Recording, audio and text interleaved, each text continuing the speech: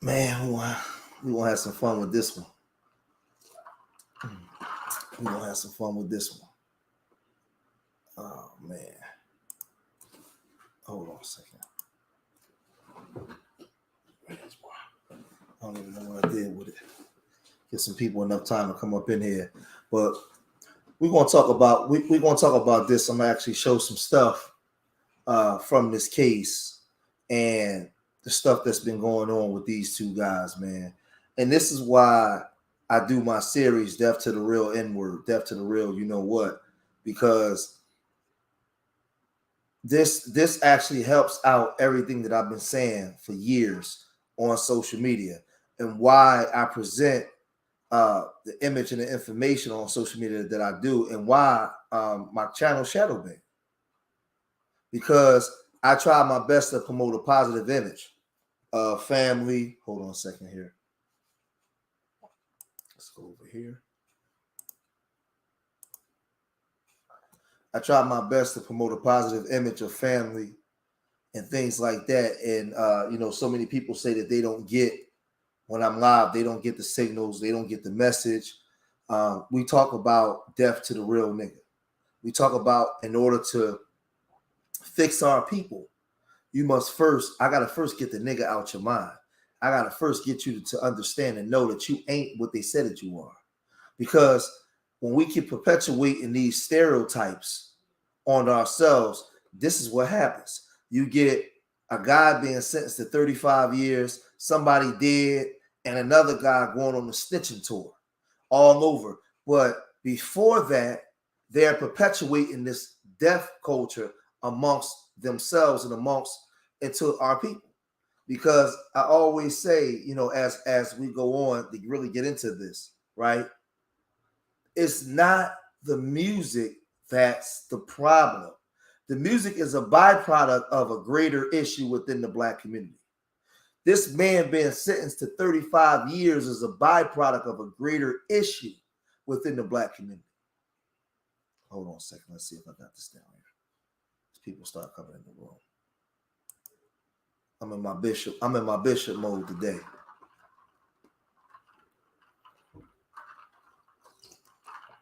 This represents a greater problem. In the Black community, we've been conditioned for the last hold on a second. Yeah, what's going on with my it ain't coming in? Oh, there we go. Oh, still living, dude. Start smoking live. Damn, I got 8 people in the room and I got a troll. Sheesh. Damn, the Victor, out of all the places you can be, you in a small YouTube channel with 8 people in here trolling a brother. Saying shit that just absolutely makes no sense. Wow. But let me get you up out of here real quick. Yeah, we don't have time for that kind of foolishness.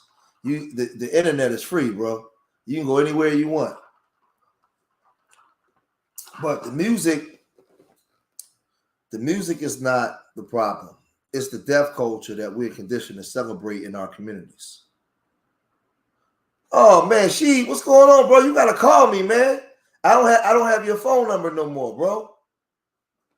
Yeah, but so now within this death culture, yeah, they can't like literally they just jump right up in this joint. It's crazy, man. Off the rip too. But as people start coming in, it's the deaf culture in the Black community. And see, I want to go here with this because I'm not going to be long. I'm going to drop some game and then I'm in the win, right? When you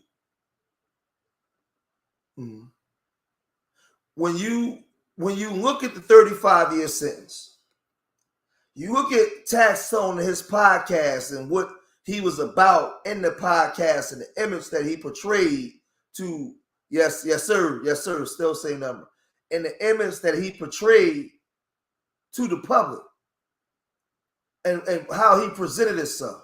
Then you look at Troy Ave and the image that he presented to the public, right? Now, I want y'all to stay with me because I'm in teaching. I'm in my bishop mode right now. The lyrics and stuff that Troy Ave rapped about and the stuff that a lot of these YouTubers and podcasters talk about, a lot of these corporations will invest in that to make money. But the same black athlete that's representing their brands, they won't let them do it. Because those black athletes is being promoted to a greater, wider audience that's non-black. And they're being paid hundreds of millions of dollars to be something that they're not, to a wider audience. But those same corporations that will punish the black athlete will empower and pay the rapper to sell death to their own people in their community. They'll invest in it. This is the hypocrisy that's going on. So because of that, the corporate structure already knew that we had a heroin holocaust, a crack holocaust, dysfunctional homes, gang problem. And he starts to fund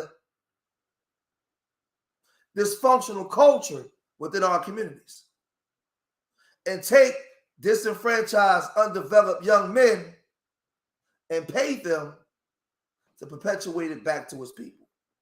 So when you see the aftermath of a 35-year sentence, a shootout inside of a club or a plaza where T.I.'s about to perform, when you see it on video, one man lay dead from a gunshot wound to the chest, another woman shot in the leg.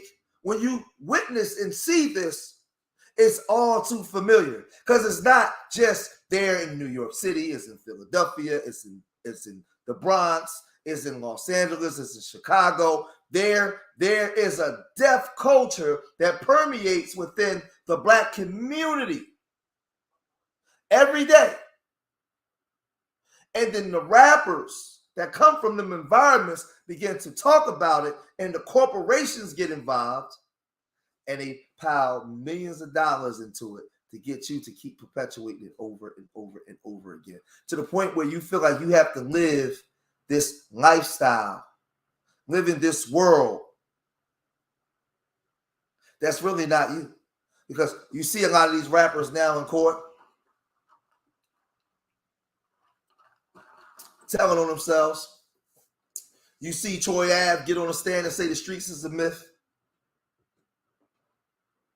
You're seeing a lot of people within this so-called lifestyle.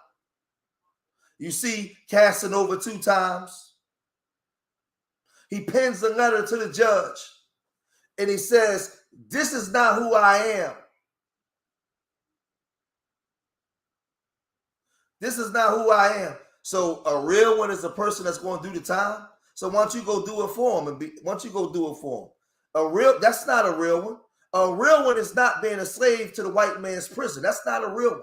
A real one is not having a gun in the club and you and 2 black men get into an altercation and the black man lays dead on the ground and the black woman is shot. If you call that real, then you an enemy to the community, brother. That's not real. That's the white man's trap. That's nigger traps. That's what that is. Our definition of what we call a real one as black men, if we consider that real, we're doomed. Your son, Ty May, ain't got a chance. Because if they thinking like you, if they thinking like the comment you made, okay. Well, I take that part. But let's not call him a real one. Unless you saying that he's a real, I got you. I got what you're saying. I might have misunderstood what you were saying. And if I misunderstood what you were saying, then I apologize. Because there'd be a lot of people coming in here, man, coming in hot, bro. So if I misunderstood what you were saying publicly, I apologize to you. But we gotta hold on. Go. He said, I snitch. See, because I'm gonna tell you, We got to get rid of all the real niggas and the bad bitches out of our community. The real nigga mindset. When I say death to the real nigga, I'm not saying kill anybody. I'm saying kill that nigga in your mind. See, because the nigga in the mind of Taxstone went down into that club that night. The nigga in the mind of Troy Ave make them want to go back and forth all on social media, telling on themselves before the world. It's the nigga in your mind. And when I share my screen, I'm gonna show you some stuff, right? And what I'm trying to lay out before I share my screen is what I want to lay out to the people. And I wanted to get you to understand. And the way I teach is you can't look at it from just Taxstone being sentenced to 35 years and the boy Banger being murdered. You can't look at it from that perspective. All of this is a culmination of the all that goes on in our community. Philadelphia, the last 5 years, over 550 homicides for the last 4 years. Chicago, 700 homicides. Baltimore, right under Philadelphia, with like a half our population, like 300 and something homicides. Birmingham, Alabama. There is a death culture since the end of the 60s, from the heroin holocaust to the crack holocaust, that's been permeating in our community. And this was before gangster rap or drill rap. There is a death culture in our community that perpetuates the music that's being produced back to our kids, that have our kids walking around saying that they're on demon time. The problem is you guys, you only see the 35 years. What I'm saying in Bishop mode tonight is I need to get you to understand before there's a 35-year sentence, there's a thought process in the mind of the young black man. There's a thought process in his actions and the way he perceives his brother. So when we encounter each other in those clubs after days and months of beefing online, we see each other as an op.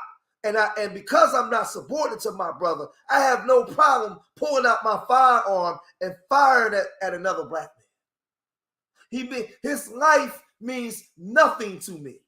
And this has been going on before drill rap, before gangster rap.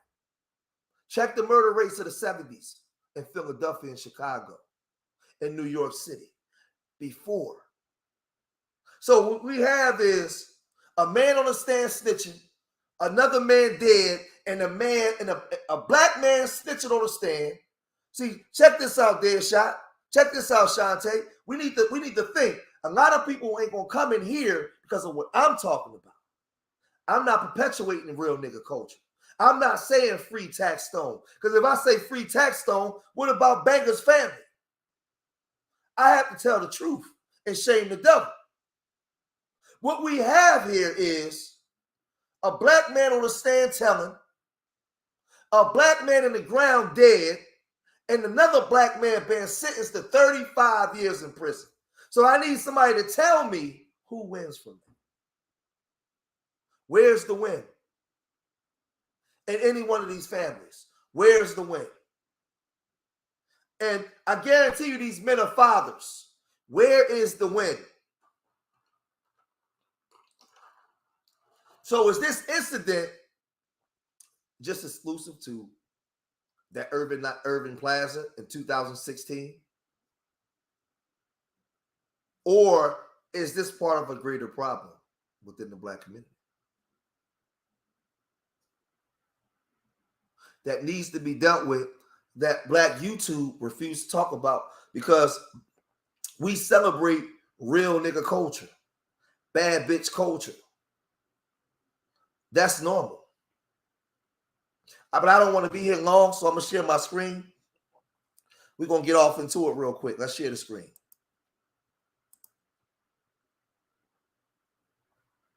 Where am I going?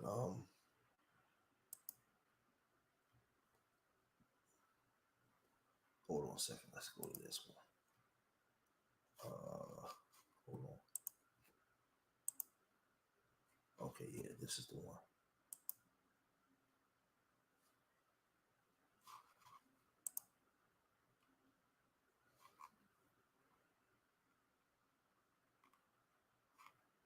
Hold on. Is this the one? Yeah, this is the one. And okay, yeah. All right, so check this out. I want y'all to listen to this. One that really was pushing and maintaining the beef every chance he got. He just didn't seem to like Troy. Media personality and trailblazing podcaster Taxstone and successful independent businessman and rapper Troy Ave first came about. For starters, they was beefing since about 2014. So, like, I respect his grind, but he's a liar. He's a pathological liar, and I can't fathom that. When you get on radio and you say shit like, you know, I bought New York City back with what record? You haven't had a record yet. Turns out they did have a little bit of history prior to things going public. Taxstone would be the one that really was pushing and maintaining the beef every chance he got. He just didn't seem to like Troy Ave's demeanor and felt like he wasn't being truthful about his musical respect and acknowledgement in the city. You have to prove yourself when you talk shit. I talk a lot of shit, and I'm willing to prove myself. So that's what I'm saying. Prove yourself.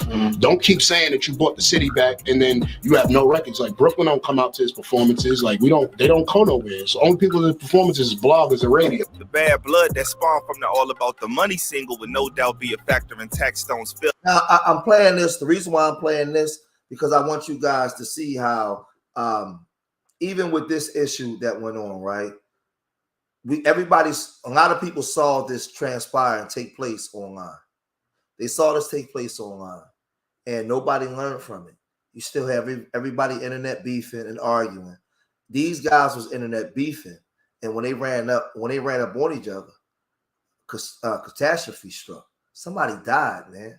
This brother got 35 years in prison. When these black men encountered each other on that day, there was no white man involved. The white man wasn't there. White man didn't have nothing to do with this. This is the black man and his hatred for his brother. When I told y'all yesterday that the biggest hater in America is the black man, I dare any one of y'all to challenge me. The black man is the biggest hater of his brother in America. When the black man and another black man encounters each other in this worldly way, somebody's in danger. And it's sad. These blogs made money off this. I want y'all. I'm laying something out as I go along, because I'm not gonna be here long. Feelings as well. Record, and then he dropped All About the Money, and it was like, that wasn't your record. When we liked that, it was like, okay, cool. And then it was like, oh shit, Manolo Rose wrote the whole record. It was like, all right, what's next? Many don't know that the popular Troy Ave single was originally Manolo Rose's song. Okay, so Troy Ave took the record. Right. He kept your hook. Right. And he did his own verses. Yeah, but he kept a lot of the portions of my verses as well. Manolo was a local Brooklyn rapper that was signed to Jay-Z protege Memphis Bleak and was a very close friend of Taxstone's. So with All About the Money, Troy Ave liked the song so much, he decided he just didn't want to be on it. He wanted the joint for himself. So he went the back doorway about getting the song done without Manolo Rose even knowing. I actually just heard this shit on the radio again. And that's when I was like, I'm like, nah. Cause see, the other person was different. It was like, it was a girl. And it was like, you know what I'm saying? I really didn't think about it. But with him, you know, we was a little heated arguments going back and forth at first. And then we, you know, as time progressed. According to Brotto, even though it was mad disrespectful, he wasn't tripping on it too hard because he still found a way to capitalize on the moment the best way he could. However, when Rose started doing interviews and mentioning the situation with the song, Troy Ave would not take too kindly to the story being told and painting him in a negative light.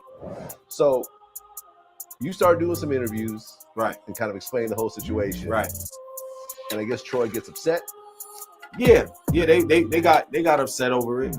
You know, just like anybody should. As things would cool out between Troy and Manolo, Taxstone remained charged up by the situation. Having already been a proud antagonist in Troy Ave's story, his motivation to stop was non-existent. After continuous internet jabs from Tax and many lyrical subliminals from Troy, things would eventually come to a head. As tensions between the two grew, their feud was constantly in the spotlight, with fans of both feeling forced to choose sides. Then 2016 came in the picture, and little did we all know nothing wasn't the same after this year. On May 26, 2016, a fatal altercation would take place at Irving Plaza in New York City during a T.I. concert. While the exact details of the event are still unknown, it is believed that the incident was related to an ongoing beef between Taxstone and Troy Ave. This incident had devastating consequences, though, with Troy Ave's close friend Ronald McFadden, aka Banger, tragically losing his life as a result. R.I.P. to Banger, man. After the incident, the beef between Taxstone and Troy Ave was effectively put on Buzz Lightyear mode, set to infinity and beyond. Word up. The aftermath of that night had serious implications for both Taxstone and Troy Ave's careers. Yeah, May 2016. He was indicted on 1 count of attempted, 4 counts of criminal possession of a weapon, and his bodyguard and friend, Ronald McFadden, was the gunfire spree, RIP to Banger. While Taxstone was ultimately indicted and arrested for the incident, Tax was indicted for firearm possession as a felon, and he was indicted for second degree for the Banger. Now, I don't know what happened in this situation. Troy Ave's career was significantly affected by the negative publicity surrounding the incident. Mind you, when news first broke about the story, the original story was that Troy Ave had a gun and in the midst of the altercation hit himself and took out his best friend. Both things that couldn't be farther from the truth according to later reports. The infamous event at Irving Plaza opened up the larger conversation about the role of social media in escalating tensions between artists. It was clear that the ongoing feud between Taxstone and Troy Ave. Now, we know that the role of social media going on between artists, and not just artists, but people in itself, because people have been murdered, people have been hurt, people have pulled up to people's homes, everything. And this incident happened, right? This incident happened, and somebody lost their life. The man been sentenced to 35 years. Look at this. Industry without resorting to drastic measures. Police arrested Troy Ave after surveillance footage showed him firing a gun inside the venue. Good evening, I'm Dana Tyler. We begin with that breaking news. Police have charged at least one person in last night's deadly shooting. He also was hit with attempted hit charges and weapons charges. He's charged with criminal possession of a weapon, reckless endangerment, and menacing. The footage, which will find its way to every major news outlet in America, showed patriots huddled under a counter and clutching each other in fear as Troy, who appears to be limping, stopped and scanned the room before firing. There were nearly 1,000 people in the concert hall, Irving Plaza, when the fight began. One of the people hit, Christopher Vincent, was shot in the chest on the venue's ground level after a bullet traveled through the floor, said the chief of detectives, Robert Boyce. Another bystander, Maggie Hextall, was shot in the leg, authorities said. Police Commissioner William Braden blamed the BS on the crazy world of the so-called rap artists who are basically thugs that basically celebrate what they lived all their lives. The music, unfortunately, oftentimes celebrates street activity, degradation of women, and it's unfortunate that as they get fame and fortune, that some of them are just not able to get out of the life, if you will, he said. As you can see, it was a lot of pressure falling on Troy Ave. I'm gonna stop it there, right? Now, I'm gonna tell you. There's a lot. Hold on, how do I? Hold on a second. In the initial days. Hold on a second. Let me pull this up real quick. Let me see how I do this. Why did this play over here? All right. Stop sharing for a minute. Yeah. Now, there's a lot to be said about this. They said that Mano's girlfriend. I think I got that picture. Let me see that night. She was also shot. Let me see how I pulled them up. Hold on a second. Let's see if I can pull that up real fast.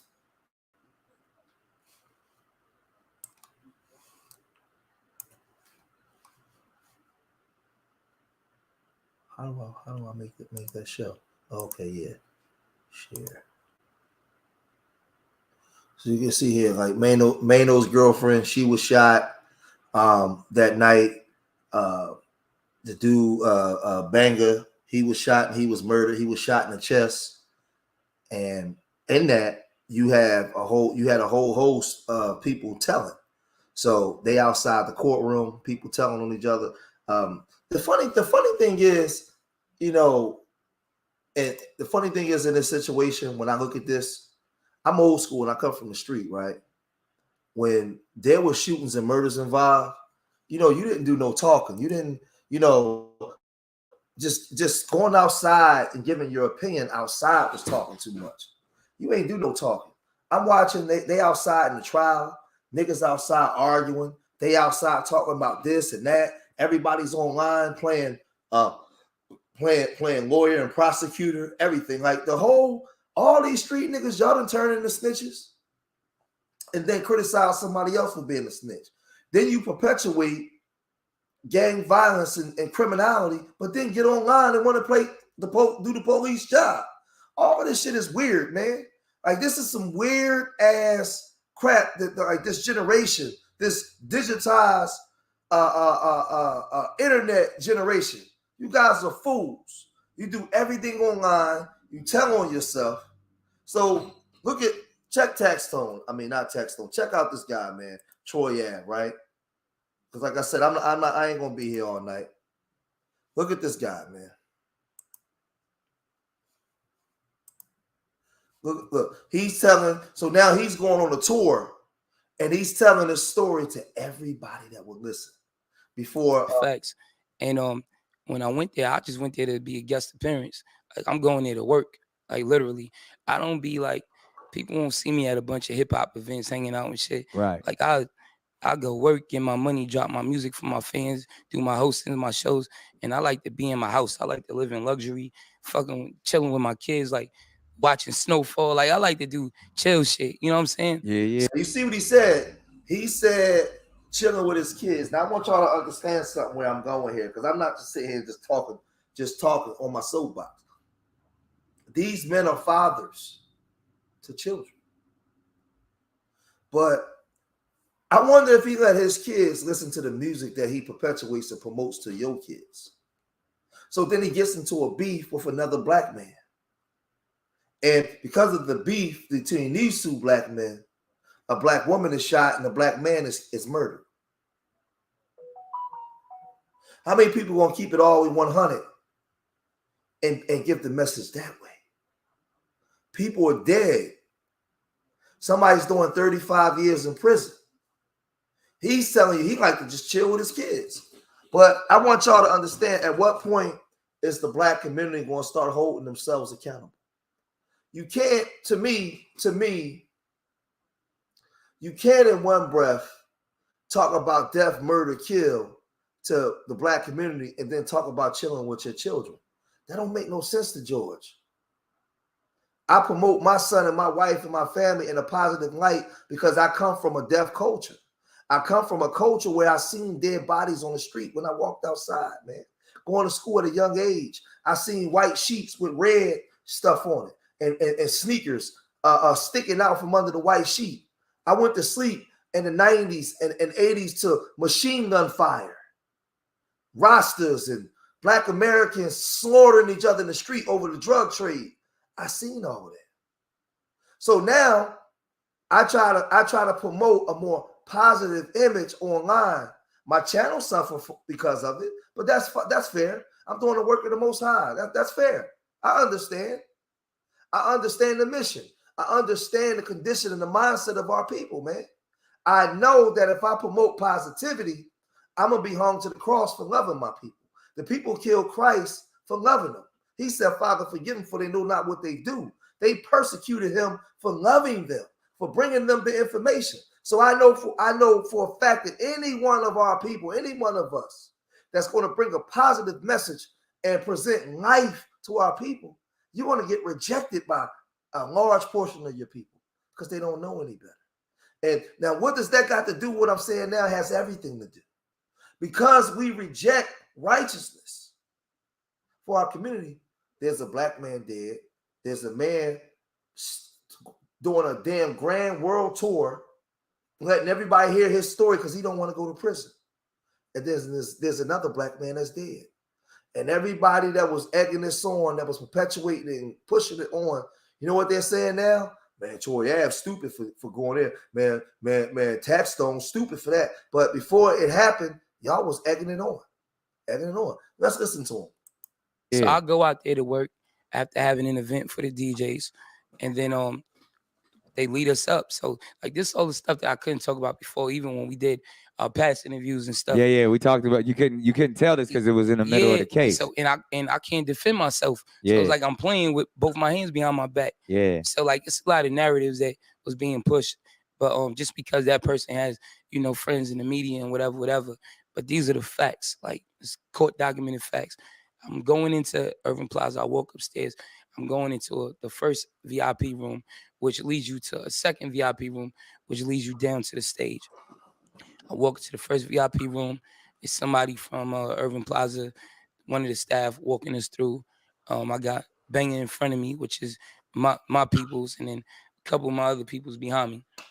When we walk in the room, the room ain't even.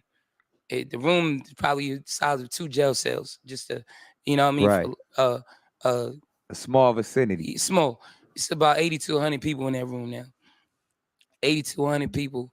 We all in there. So I can't just walk straight through. As soon as I walk in, it's a bunch of pictures, whatever. I'm saying, what's up to people, shaking hands, kissing babies. You know what I'm saying? Yeah. Like just showing love when I come through. Right. Anyway. Now, this is the thing, right? Most people might not understand. Based off of the image that he portrayed and what he talk about, he ain't supposed to be doing this interview. This is snitching. He's supposed to be letting his lawyers talk for him. He's going around the whole country doing a grand tour, talking to anybody that will hear him. And if you notice, when YSL and them guys got in trouble, everybody took deals. Dudes got on the stand and said that it was a gang. You know, everybody's, Boosie, these guys get on here and tell on themselves, run their mouth, because everybody's portraying a lifestyle that's not who they really are. But I'm going to tell you something, and why this is important when I teach.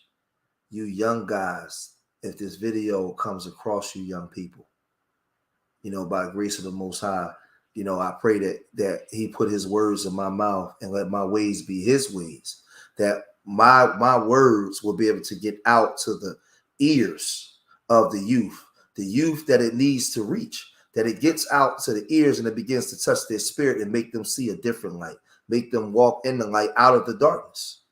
Because the enemy, the demon, which controls the airwaves, will keep channels like ours in the dungeon, because they know that we're promoting a positive image. We're promoting life.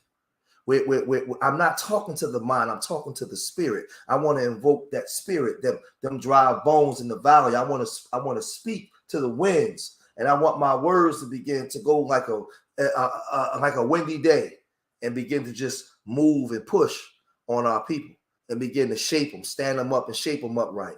Lift their heads up, open their eyes up, get those demons out of them. We want to cast those demons out of these people. This is what we want to do. We want to get black men to understand who they are, and they are not what the enemy said you are. You are greater than your circumstances. You do not have to go to a club with a gun because you're going to encounter a black man. 40 years prior to 2016, the black man was carrying a gun because he was worried about being hung, or the black woman was worried about being raped by some rogue white men. They was blowing up churches. But in 2016, now the black man has to carry a gun because he sees another black man as an op. And when they encounter each other, a black man is dead, a black man is being sentenced to 35 years, and another black man is trying his best not to go to prison. So when I call on to the Lord and I ask the Lord to let my ways be his ways, let my vision be his vision, let my thoughts be his thoughts, I pray that you give me the vision and the words, the proper words to use, that those words be powerful enough to defeat the enemy, because we are in the battle for the minds of the people. And I pray that you give me the strength and the knowledge and the know-how and the words to reach these people, to get those demons out. So that way that they know that they're not what the world said that they are. Because the greatest task that we have as black men out here teaching our people is to get our people to believe that they're not niggas. Because the whole act here, when we're looking at this, is men believing, perpetuating, and acting like they're niggas. And who suffers through this ordeal? The children and the families. And the enemy gets the victory. Because the men that comes through the womb of black women that are tasked to rebuild, protect, and develop the community are at odds with each other, and they're slaughtering each other. Let's listen to some more.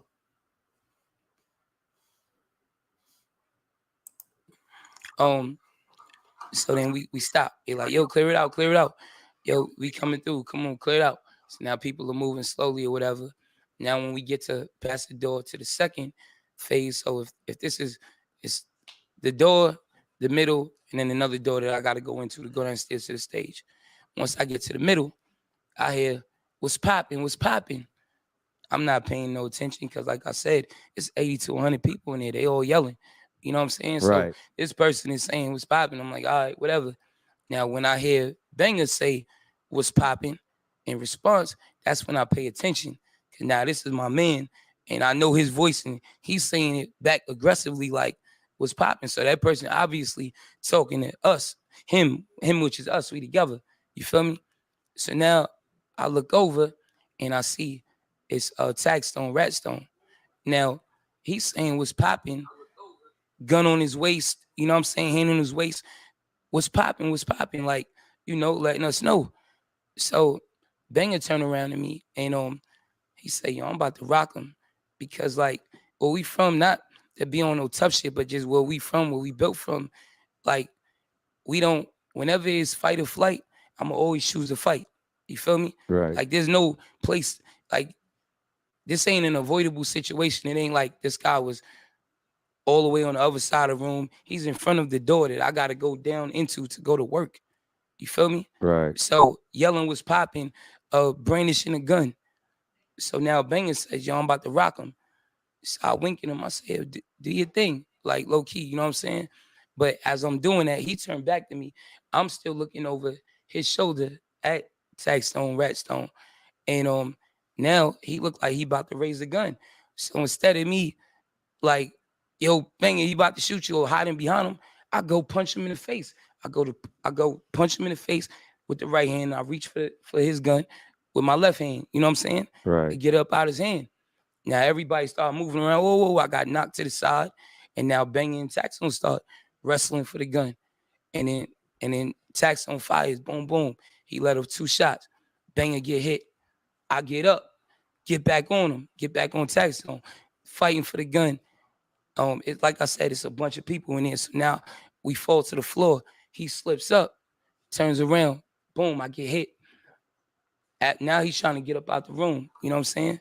When he's trying to get out the room, it's still crowded. You can't just leave the room.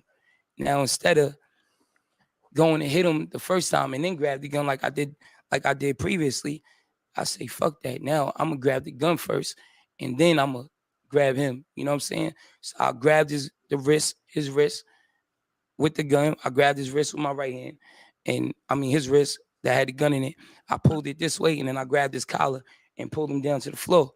So now at this point, we fighting like some movie shit, like all kind of, I'm trying not to get shot in the face and shit. You know what I'm saying? Right. And he got the gun over his head. And you already hit at this point. I'm already hit. But at that point, it's like, fuck it. What I'm the gonna do? adrenaline is running. Yeah, rushing. I'm not gonna. If I'm gonna die, I'm gonna die fighting. I'm not just gonna be on the floor. Like, oh, I'm hit and let the person that shot me and shot my man get away. Like, fuck it. We all gonna die in this bitch thing. You feel me? So, now we fighting for the gun and shit. And then now you see this, right? He's on Nick Cannon's show telling the whole story because this is his plea to the jury when he has to take the stand on when it's his turn for his sentencing. So he's doing a world tour pleading his case now. All that bang bang Brooklyn, bang bang boogie gangster stuff, that's out. And I often say we spend a lifetime.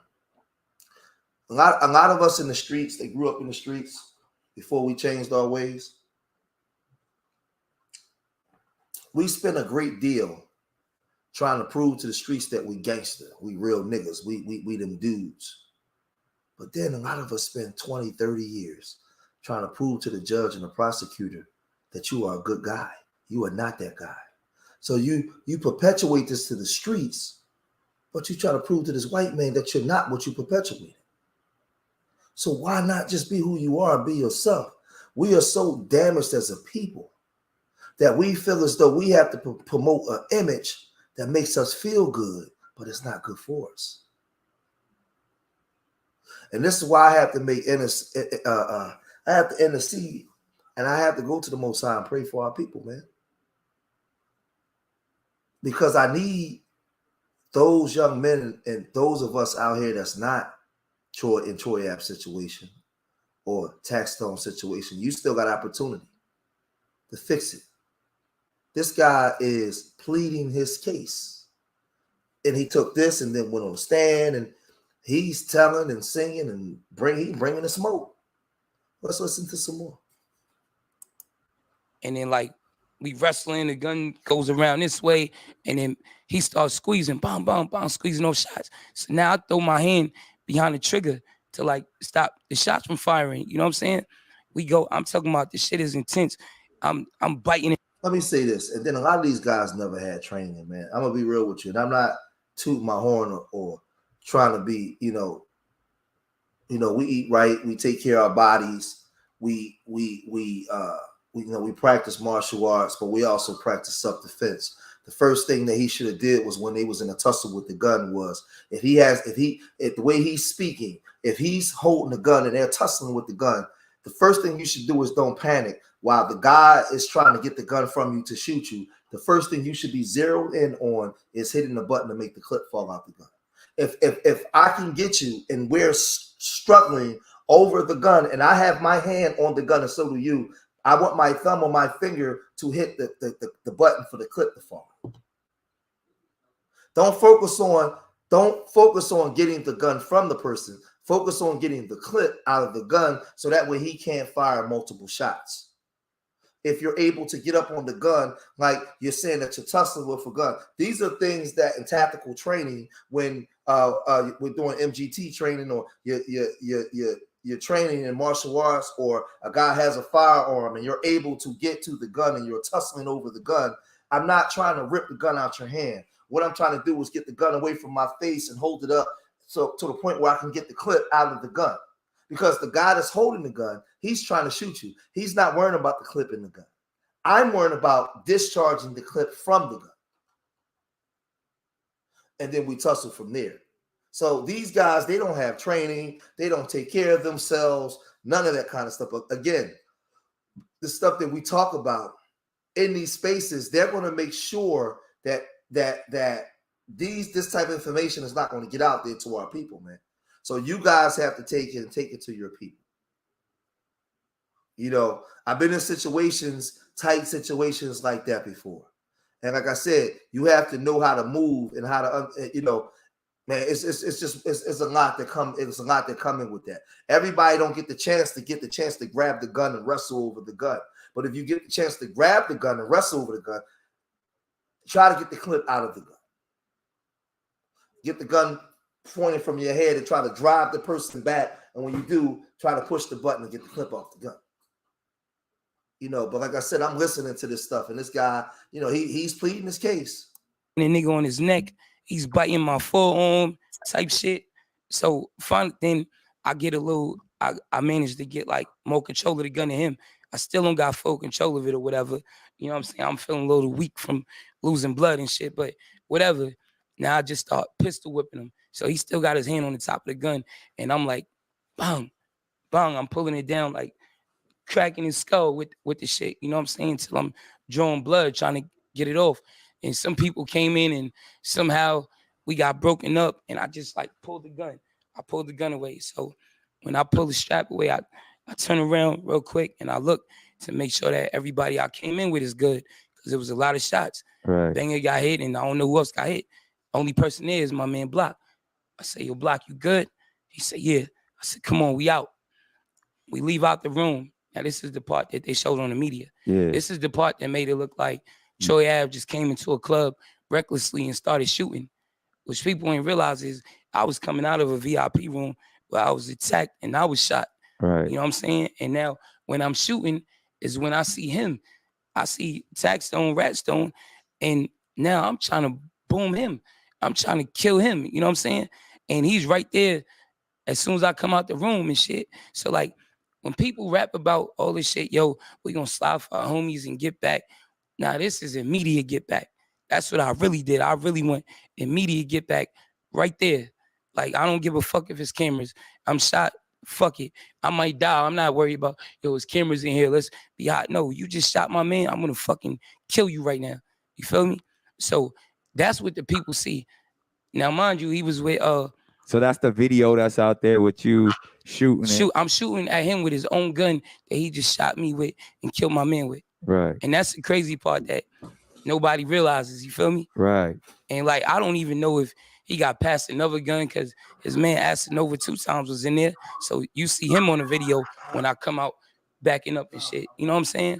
So like, I don't know what's going on, but I don't give a fuck. You just shot my man. You just shot me. This isn't me. This ain't no rap song. This is real life. This is fight or flight. And I'm fighting every time. So okay, so now I am so happy I chose Stony Brook University because I'm getting the full college experience. You won't regret applying. Use Kayak to find the hotel you want at the price you want. Download the Kayak app now. You getting a chance to tell your side of the story and like you said, revealing stuff that most of the world didn't know. Right. How now, with those actually being the facts, do you have so many haters saying that you played this wrong, or they try to put different jackets and stuff on you, saying like, you know, even in this court situation and all of that, like it sounds like, I mean, your side of the story, full self-defense. Absolutely. You did see, because I was thinking like, so the weapon you were shooting was the weapon you wrestled away that you had already been Wasn't shot even my with. own gun. That's what I'm saying. Like, what am I? According to New York, you supposed to put the gun down.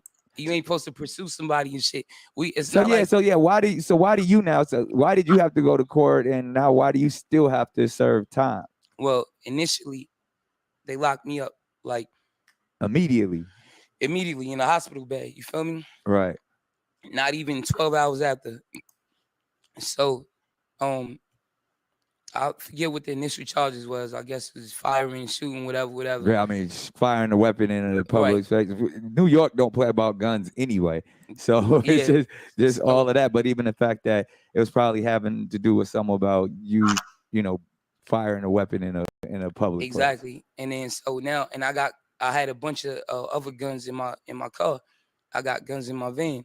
Now I got guns in my van for fucking protection. Right. I never been on no bum grimy shit where I'm robbing people. Yo, you got something that I don't got. I want to rob you. Now I'm motivated by that.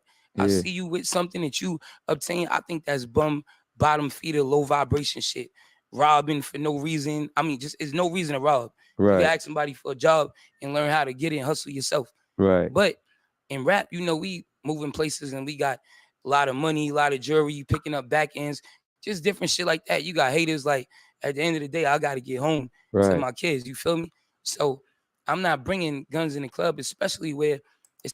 See, and this is the disingenuous part that I don't like.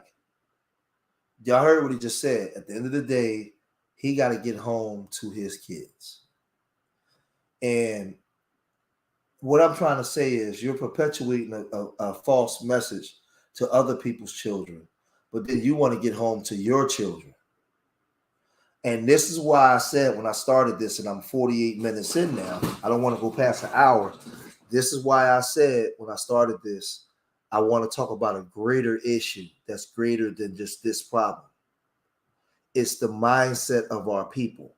We normalize this dysfunction, and we normalize it to our people. And then when the consequences show up to the dysfunction, we don't want to deal with it. But here in Philadelphia, Chicago, Atlanta, black men is blowing each other away wholesale. And we normalize it. It's normal watching black mothers crying and black boys dying, absent fathers. We normalize this. It's like a way of life. So we perpetuate it in the music. But then this ain't who he is. He's telling you, man, I just want to get home to my children. That ain't real nigga talk. So why promote it? You promote it because you just want the money. You don't care about the damage that it's going to do to our people. You don't care not because Troy Ave is a bad person. It's because Troy Ave has been niggified.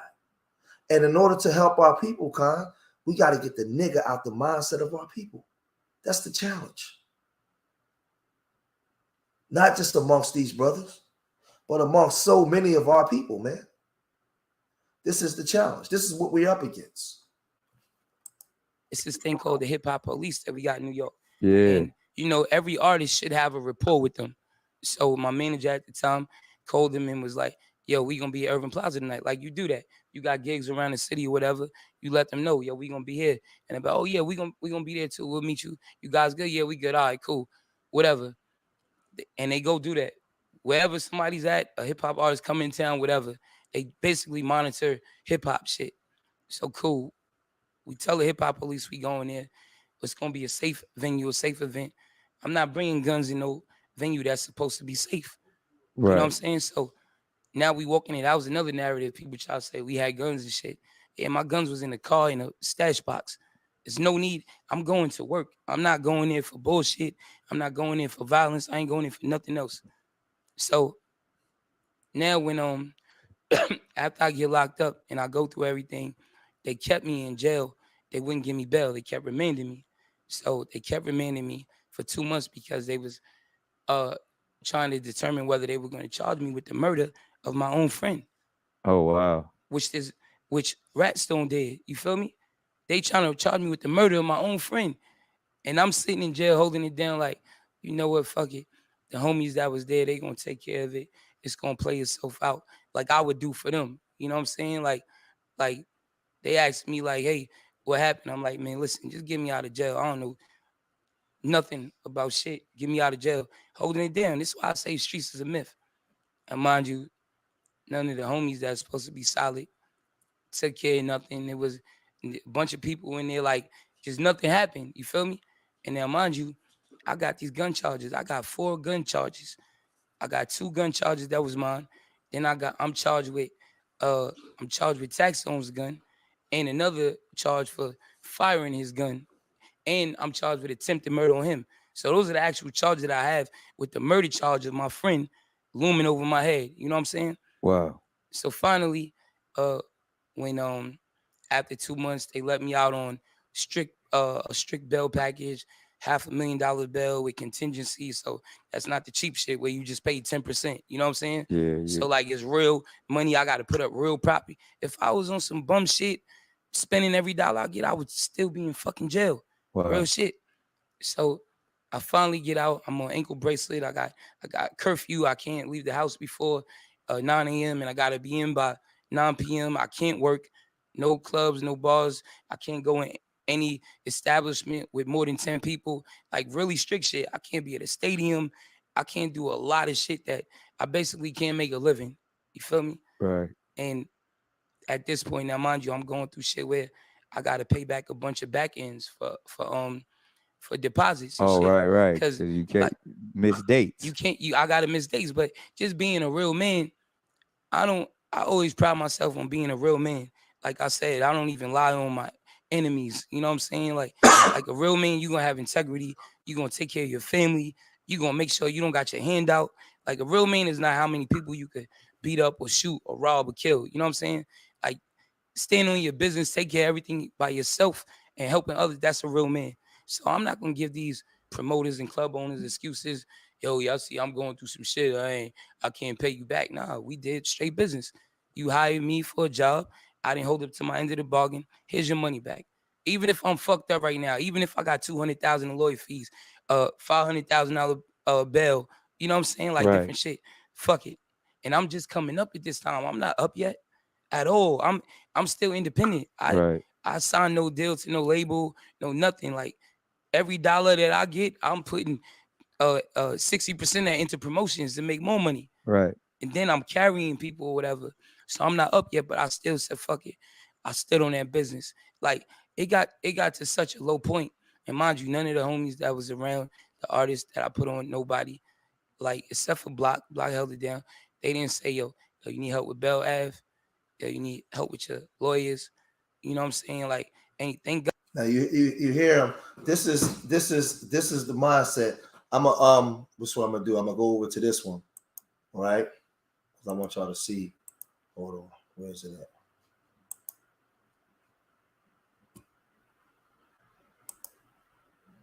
He had a diss song.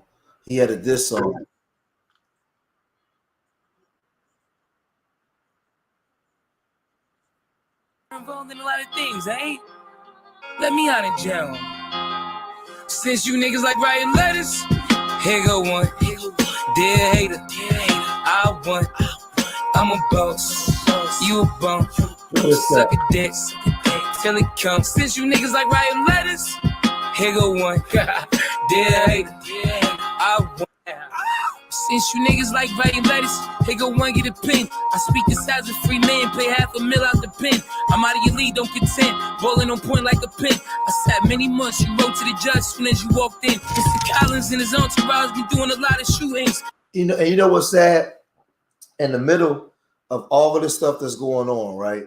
This stupid dude wrote a song dissing Taxstone while he in jail, adding flame to the fire. Because these dudes, they so caught up in this image, they still don't get it. The image, perpetuating the image is more important than the life that was lost. This is what goes on in the demonic thought process of a lot of our people, man. And this is why in scripture, when Christ was going to town, he was casting out demons. He was casting out that demonic mindset. Our people is lost, man. It's a lost mentality. You know, it's a lost mentality that has to be dealt with. So, you know, we can go here. Taxstone sentenced to 35 years in prison for fatally shooting Troy Ab's bodyguard at NYC concert. Prosecutors say in 2016 shooting at Irving, at the Irving Plaza. Hey, make sure you guys, if you can, you supporting Urban Nerds. Make sure you guys hitting that Cash App or the other thing that they got. Everything that you give goes straight to Urban Nerds. Prosecutors say the 2016 shooting at Irving Plaza came after years of feuding between the hip hop podcaster and the Brooklyn rapper. And also make sure you guys hit that like button. Everybody make sure they hit that like button. And a Manhattan judge on Tuesday sentenced the rapper and podcaster Taxstone to 35 years in prison following his conviction earlier this year on manslaughter charges over a 2016 fatal shooting of rapper Troy Ab's bodyguard during the T.I. concert in Irving Plaza. Taxstone, whose real name is Daryl Campbell, was convicted in March of shooting and killing 33-year-old Ronald Banger McFadden and seriously injuring 3 others, a crime that prosecutors said stemmed from Taxstone's long-standing feud with rapper Troy Ave, whose real name is Ronald Collins. Daniel Campbell used a firearm to target his rival, which led to the loss of life and serious injuries to innocent bystanders. District Attorney Bragg said in a statement Tuesday, gun violence cannot be used as a way to address conflict. The toll of guns continues to be staggeringly high, and it is horrific that a night out at a concert ended tragically. Campbell's lawyer, Kenneth Montgomery, told Billboard in a brief statement that his client will be appealing the conviction. Justice wasn't served, Montgomery said. Prosecutors say that Campbell, best known for his tax season podcast, confronted Collins in a green room at Irving Plaza on May 25th, 2016, shortly before Collins was set to open for T.I. He allegedly shot McFadden in the chest, fatally wounding him before shooting Collins in both legs during a struggle for the gun. A man and a woman was also allegedly hit, seriously wounding both. According to prosecutors, the incident came after years of escalating feuding on social media. And that's important, on social media. Thanks, Shadari, for the super chat. On social media and podcasts. When I see you walking, when I see you up with 6 dudes, bang, bada, bada, whatever, Campbell said of Collins. Collins responded with a diss track, Twitter fingers. How many times you gonna tweet me? I'm always on the flyer. Guess you too scared to meet. So they was going back and forth. When they finally met up, somebody was dead. Somebody sentenced to 35 years, and this guy's pleading his case. Campbell was eventually arrested on federal charges January 2017 after federal prosecutors said the DNA was found on a handgun that was used in the shooting. After he pleaded guilty to those charges, he was arrested in New York. Authorities in July 2017 charged with the shooting itself. In March, a New York jury found him guilty of manslaughter in the first degree, 2 counts of assault in the first degree, 1 count of assault in the second degree, 2 counts of criminal possession of a weapon in the second degree. So they're throwing, they're throwing the book at this dude because a lot of our people, I keep trying to tell y'all, really want to be gangsters, man. This gangster lifestyle is tragic in the Black community. And a lot of a lot of people are going to say free Taxstone. They're going to take sides, and I'm not doing it. That's not the assignment for me. The assignment for me is to talk to those that got an ear to hear and let them listen, and to teach these young guys about conflict resolution and how to deal with emotions. So this was my live stream. This was my opinion on a Taxstone, Troy Ave situation. A lot of people died. I mean, one person died. There's a lot of people affected by this tragedy, this incident in 2016 at the Irving Plaza. There's a lot of people affected by it. But I'm gonna cut it short here. So remember, I love my people more than they hate themselves, and I pray to the universal creator Most High that these words are enough to inspire you. These words are enough to make you look at yourself in the mirror and make change. These words are enough to make you look at your children and know you have to make change. I hope that when you came here for information, and when you leave here greater than what you was before you came. You leave here edified. I hope that you share this information on all the social media mechanisms that we use to get the message across. It's time that we have the conversations, man. We got to start waking up our people, and we got to start speaking life into our people. We got to start speaking life into our people, man, because it's too much death being spoken to our people, man. It's too much death being normalized to our people. It's way too much. And somebody's going to have to draw a line in the sand, and somebody's going to have to take a stand on behalf of these young men. Right. Somebody's going to have to take a stand, and that's why I take a stand before the Lord, and I ask the Lord to give me the knowledge, give me the strength, give me the words, give me the proper words that I may speak to the spirit, that may invoke that spirit to want to change and do righteous things. Continue to bless Urban Nerves and bless me and Marvin Burrow with the proper ideas. And like I said, let my ideas be your ideas. Let my ways be your ways. It is said to come into the kingdom, you must first renew your mind. Also, it says we must first come out from amongst them and be ye clean. So give me the words that I can speak to these young people to make them want to put down the guns, make them want to change their mindset. We have to cast out the demonic thought of nigga. You are not a nigga. You are greater than what you are. You are greater than what they said that you are. You are not your circumstances, man. People look at this on a surface level, but when you see this incident, this is one incident amongst many that happens all across the country, where two black men have a beef, and in that beef, another black man that's not even part of the beef turns up dead. Another black woman is shot because the black man, in his fallen state, in his condition, is the biggest hater. He's the biggest hater of his own brother, man. And we got to bring our people back. We got to bring our people back to the way, man. We got to bring them back to the Most High. That's what we got to do. And if you don't like what I'm saying, then just look outside your window.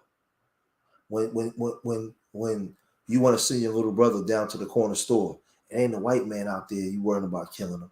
It's somebody that look like him.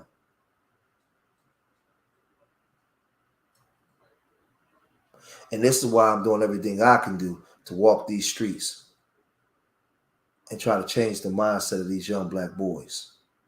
That's the assignment. That's my assignment. That's my life's calling. So I don't expect a lot of people, because I understand that Satan is the God of the airwaves. And I understand that when you're propagating and perpetuating God's word, they're going to try to do everything that they can do to conceal it. So if tonight, if I can reach one person, If my words may talk to one spirit, I did the work of the Most High. Maybe I can save one life tonight. Maybe one young man can hear this message and say, hey, man, I'm done with the real nigga culture. I'm done with that thought process. Then I did the work of the Most High.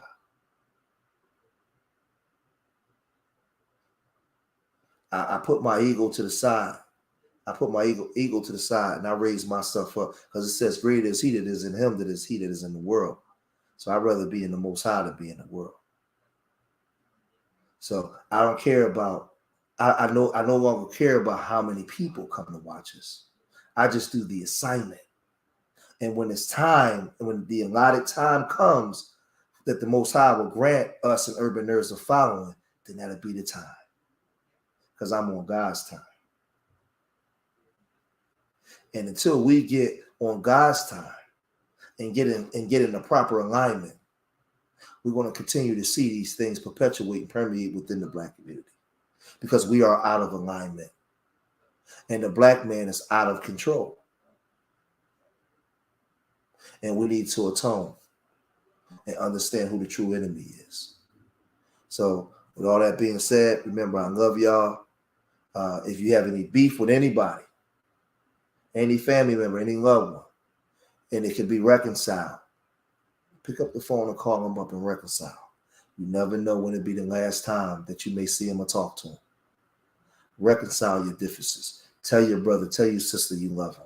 Sometimes it's okay to say, you know what, I apologize. If I could have did things better, I'd do them better.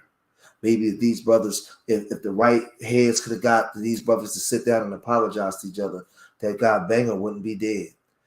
The brother wouldn't be doing 35 years. But the demonic spirit and the ego of wanting to be right, wanting to be the man, wanting to be seen amongst men is our downfall. And this is why we have to come out from amongst them and be separate. Remember, I love y'all. Till the next time. Peace.